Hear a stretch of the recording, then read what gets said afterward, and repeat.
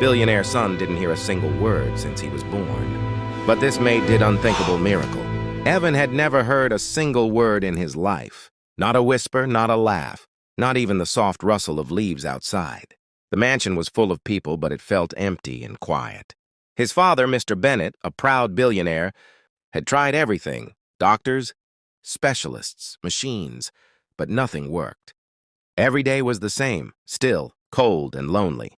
Evan played by himself in his big sunlit room, lining up his toys and building towers of blocks, while everyone watched from a distance, unsure how to reach him. The staff whispered behind their hands. "He'll never hear," they said. Poor boy. And Evan sensed it, even if he couldn't speak or respond. His bright blue eyes followed his father as he paced the polished floors. Frustration and sadness etched across his face. Mr. Bennett loved Evan, but he didn't know how to connect with his silent son. One afternoon, the butler knocked and said, "Sir, the new maid has arrived." Mr. Bennett frowned. Another maid? He had hired so many already. But something in the butler's tone made him pause. Clara stepped into the room, carrying a small bag, her hair tied neatly back, her smile soft but confident. She didn't flinch at the silence. She didn't look away from Evan, who was sitting on the floor with his blocks. Instead, she knelt beside him, her eyes warm and full of life. "Hi there," she said gently. Evan didn't respond, but she just smiled wider and softly clapped her hands, letting her energy fill the quiet room. For the first time in years, Evan's eyes lit up with curiosity. He tilted his head, staring at her, and slowly moved closer. Clara reached out and placed a tiny hand over his, guiding him to stack the blocks together. Evan laughed, not a sound, but a full-body laugh that shook his shoulders and made his eyes sparkle.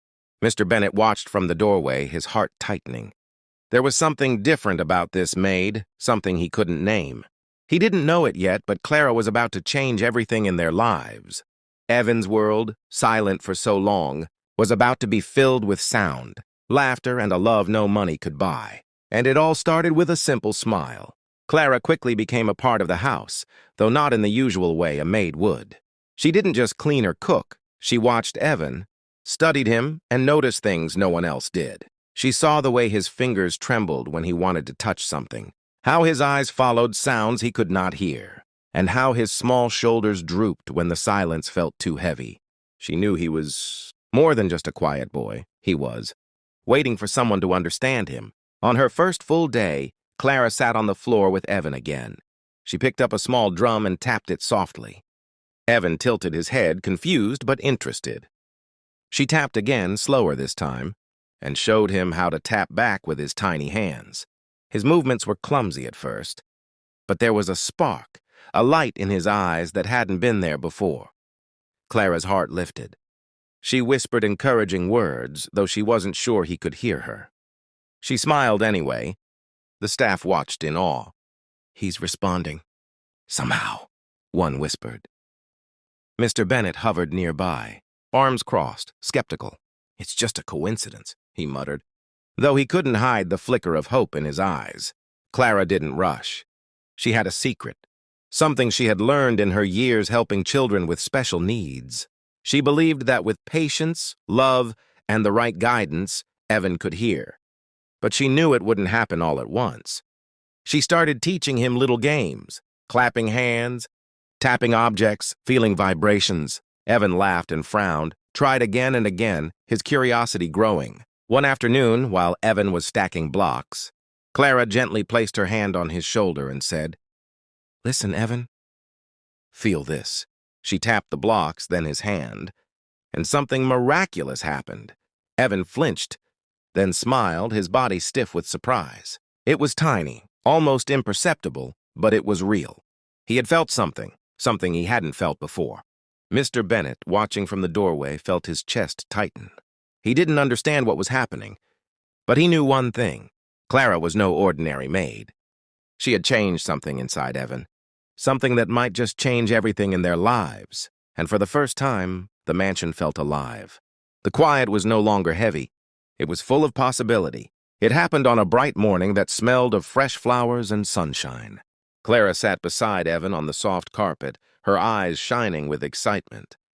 Today we try something new, she said, her voice gentle but firm. Evan tilted his head, curious, and followed her movements with wide eyes. Clara placed a small toy piano in front of him and pressed a key. The sound barely filled the room, but it was enough to make Evan freeze. Clara smiled. "Do you feel it?" she whispered, tapping the piano keys again. This time, she guided his tiny hands to press the keys along with her. Evan's fingers trembled as a faint sound reached him, something he had never known before. His eyes widened and a shiver ran down his spine. Clara held his hands and repeated, "Listen, feel it, feel the music." And then it happened. A sound escaped from him, not words, but a soft, amazed gasp. Clara's heart leapt. She whispered encouragement, guiding him, while tears formed at the corners of her eyes. Evan's world, silent for so long, began to shimmer with new life. He pressed the piano keys again, and this time the sound was clearer. He laughed, a small but real sound, and his eyes sparkled like the first stars in a night sky. Mr. Bennet, standing at the doorway, felt his knees weaken. He hadn't expected this. He had seen many specialists, spent millions, and nothing had worked. But now, here was Clara, a simple maid, doing what doctors couldn't. His heart ached with pride, awe, and confusion. He wanted to run to Evan to hug him, to hear him laugh again. But he froze, afraid it was a dream. Evan turned to him, eyes full of joy, and tried to speak. The words were messy, incomplete, but they were there. "Da, da," he said, pointing at his father. Mr. Bennet swallowed hard. Tears welled up in his eyes. After all these years, he could finally hear his son. He could finally connect. Clara stepped back quietly, letting them have this moment. She smiled softly, knowing the hardest part had passed. But she also knew the real challenge was coming, how to make Mr. Bennet see her not just as a helper, but as someone who had changed his son's life forever. For the first time, the mansion was filled with sound, laughter, and hope. And for the first time, Mr. Bennet realized that miracles sometimes came in the most unexpected forms. Evan's laughter now filled the mansion every day, a sound so bright it seemed to chase away the shadows. He ran to Clara each morning, eager to show her what he had learned, repeating words, sounds, and little songs. Clara's heart swelled with pride. She had given him something no one else could, a voice, a way to be part of the world. But there was something else growing, too. Evan's deep admiration for Clara. He didn't just love her as a helper, he loved her as someone who had changed his life forever. One afternoon, while they were building towers together, Evan looked up at her, eyes wide. "Papa should marry you?" he said, his small hands shaking as he tried to speak. Clara froze, shocked. She shook her head gently. "Evan, that's not for you to decide," she said softly. Evan didn't understand fully, but he felt it in his heart. Clara deserved more than just thanks. She deserved love, respect, and recognition for the miracle she had brought into his life. That night he went to his father, determined to make him see. "Papa, Clara." "Mary," he stammered, pointing to her picture in his mind. Mr. Bennet's face darkened, pride and stubbornness flashing in his eyes. "No, Evan, she's a maid. She works here. That's all," he said firmly, walking away. Evan felt a pang of disappointment but refused to give up. Over the next days, he tried everything, helping Clara with chores, showing his father how happy she made him, even drawing pictures of their joyful moments together. Each time, Mr. Bennet shook his head, unable to let go of his pride. Clara noticed the boy's efforts and hugged him. "You're very brave, Evan," she whispered. "But some things take time. You can't force people to understand. You just show them with love." Evan's heart was full of determination. He knew that one day, his father would see Clara's true worth, not because she was rich or powerful, but because she had given him the most precious gift of all, a voice, a chance to be part of the world, and a life full of laughter. That night, Evan lay in bed thinking. He made a silent promise. One day, he would make his father understand. And that day, Clara's love and courage would no longer be something hidden. It would shine for everyone to see. Days turned into weeks, and Evan never gave up. He followed his father around the mansion, showing him every small moment of joy he shared with Clara. He laughed louder, played harder, and even tried speaking more clearly. pointing to Clara with proud eyes. Each time Mr. Bennet watched, his heart softened a little, though he still refused to admit it out loud. One evening, the boy set a small table in the sunlit garden.